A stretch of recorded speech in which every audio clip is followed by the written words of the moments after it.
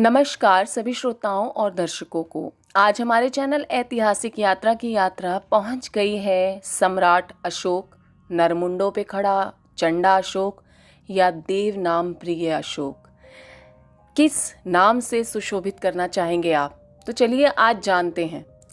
ईसा पूर्व में जब घनानंद का वध करके चंद्रगुप्त मौर्य ने मौर्य डायनेस्टी की नींव रखी तो किसी ने नहीं सोचा था कि एक समय अशोक जैसे मौर्य सम्राट होंगे जो इतने बड़े भूभाग को अपने अधीन कर लेंगे कि सम्राट की उपाधि देनी पड़ेगी। अशोक का जन्म ऐतिहासिक दस्तावेजों के अनुसार 304 ईसा पूर्व में हुआ। अशोक बौद्ध धर्म का सबसे बड़ा प्रतापी राजा और अनुयायी माना जाता है। अशोक का कार्यकाल 269 ईसा पूर्व से 232 ईसा पूर्व का है। उस समय मौर्य साम्राज्य उत्तर में हिंदू कुश, तक्षशिला की श्रेणियों से लेकर दक्षिण में गोदावरी नदी, स्वर्णगिरी पर्वत के दक्षिण तथा मैसूर तक, पूर्व में बांग्लादेश पाटलिपुत्र से पश्चिम में अफगानिस्तान, ईरान, बलूचिस्तान तक फैला हुआ था। अशोक का साम्राज्य आज का संपूर्ण भारत, पाकिस्तान, अफगानिस्तान, नेपाल, बांग्लादेश, भूटान, म्यांमार के अधिकांश भूभाग पर था। चक्रवर्ती सम्राट अशोक विश्व के सबसे बड़े भूभाग पर शासन करने वाले शासकों में से एक थे। संसार में अशोक इकलौता ऐसा शासक हुआ जिसने अपने परिवार के सदस्यों को किसी धर्म का प्रचारक बनाया। अशोक का प्रशासन एक कुशल प्रशासन था जब तक उसने बौद्ध धर्म नहीं अपनाया था। अपने प्रारंभिक काल में अशोक क्षत्रिय कुल से आता था। अशोक राजा बिंदुसार और रानी धर्मा का पुत्र है। इतिहास के अनुसार बिंदुसार की 16 रानियां थीं। पुत्रों की संख्या 101 बताई गई, लेकिन जिक्र केवल 3 का मिलता है। सबसे बड़ा सुशीम, बीच वाले अशोक और छोटा सहोदर। बिंदुसार कभी भी अशोक को अपना उत्तराधिकारी बनाना नहीं चाहते थे, क्योंकि उनकी मां धर्मा ना ही क्षत्रिय थी और ना ही बिंदुसार की पटरानी। वो सुशीम को ही अपना उत्तराधिकारी बनाने पर आतुर थे। अशोक के बचपन से ही कई सौतेले भाई बहन थे और वो कड़ी प्रतिस्पर्धा के बीच में पले बड़े थे, जिससे उनका व्यवहार बहुत ज्यादा कठोर हो चुका था। एक बार धर्मा को सपना आया कि उनका पुत्र अशोक चक्रवर्ती सम्राट बनेगा। तब बिंदुसार ने लालच में आके उसे अपनी रानी घोषित किया। अशोक बचपन से ही चंद्रगुप्त मौर्य अपने दादा की तरह प्रशासनिक कार्यों में प्रवीण था। अशोक की एक पत्नी का नाम त्रिशार्षित्रा दिव्य वदान के अनुसार है। उसके लेख में केवल उसकी अपनी पत्नी एक ही है जो कौरुकी के नाम से जानी जाती है।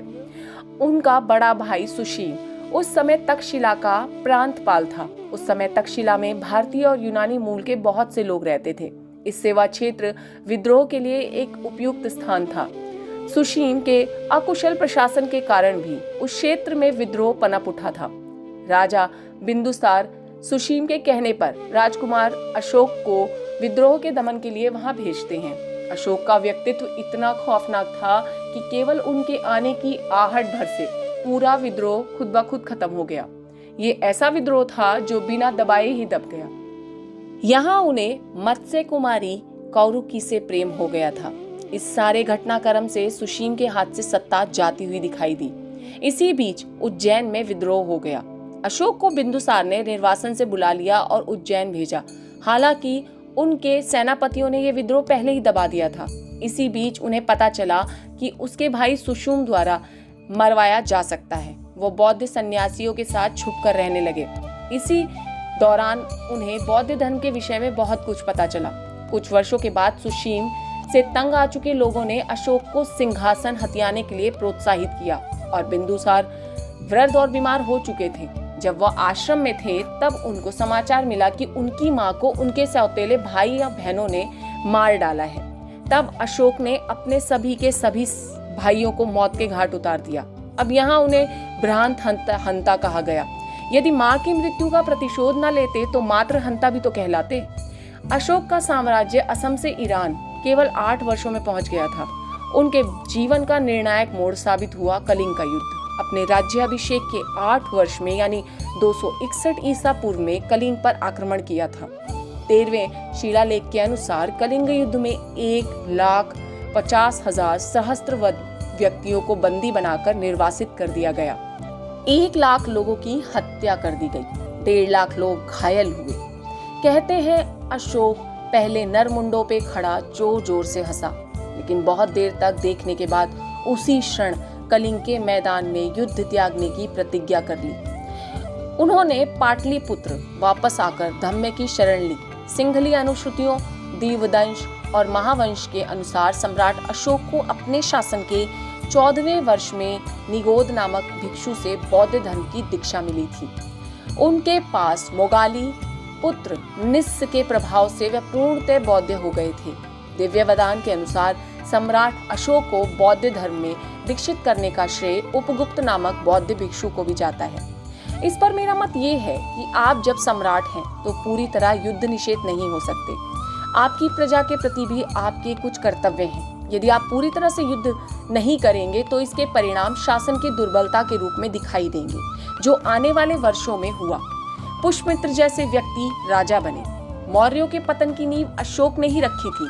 किसी भी धर्म को मानना या ना मानना आपका निजी विषय है, उसे शासन के साथ जोड़ना ठीक नहीं। मैं लोह और रक्त नीति का पक्ष नहीं ले रही, लेकिन यदि संसार भर में यही चल रहा है तो आप क्या करेंगे?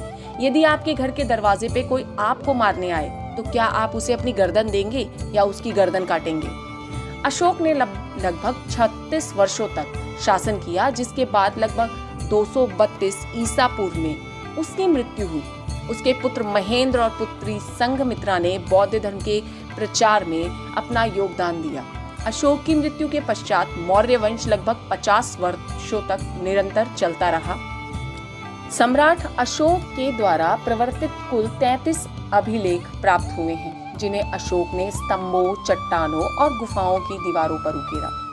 ये सभी 261 ईसा पूर्व से 231 ईसा पूर्व के शासन में खुदवाए गए।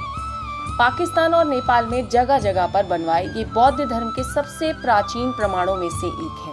पूर्वी क्षेत्रों के आदेश मगधी में पाली भाषा में लिखे गए हैं। पश्चिमी क्षेत्रों के शिलालेखों में भाषा संस्कृत से मिलती जुलती खरोष्टी लिपि में लिखी गई है। एक जगह यूनानी प्रयोग की गई, दूसरी जगह यूनानी और अरामाई भाषा में द्विभाषीय आदेश भी दर्ज मिलते हैं। इन शिलालेखों में सम्राट को प्रियदर्शी देवनाम प्रिय की उपाधि से बुलाया गया है। अगर अशोक की बात करें तो उनके विषय में कहना बहुत मुश्किल है कि हम उन्हें किस तरह देखते हैं। प्रारंभिक अशोक और मध्य अशोक और अंत अशोक तीनों के ही रूप अलग हैं। आप खुद डिसाइड कीजिए या आप खुद तय कीजिए कि वो क्या है। धन्यवाद। यदि आपको मेरा ये प्रयास अच्छा लगे और मेरा ये चैनल अच्छा लगे तो कृपया करके मेरे चैनल को लाइक, शेयर और कमेंट कीजिए। मेरे चैनल को सब्सक्राइब ज़रूर कीजिए।